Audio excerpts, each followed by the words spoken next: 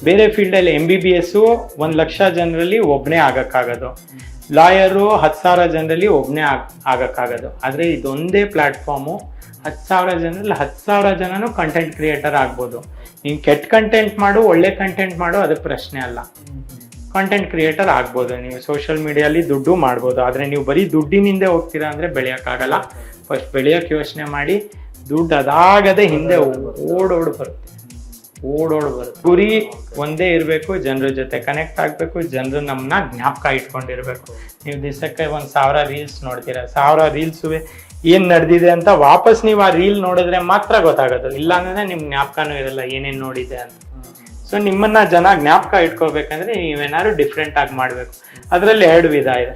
ನೀವೇನಾದ್ರು ಒಳ್ಳೇದು ಡಿಫ್ರೆಂಟ್ ಆಗಿ ಹೊಸ ಕಂಟೆಂಟ್ ಕೊಟ್ಟು ಮಾಡ್ಬೋದು, ಇಲ್ಲ ಚೀಪು ಚಪ್ಪರ್ ಕಂಟೆಂಟ್ ಕೊಟ್ಟು ನೀವು ವೈರಲ್ ಹೋಗ್ಬೋದು, ನೀವು ಫೇಮಸ್ ಆಗ್ಬೋದು. ಅದು ನಿಮಗೆ ಬಿಟ್ಟಿದ್ದು.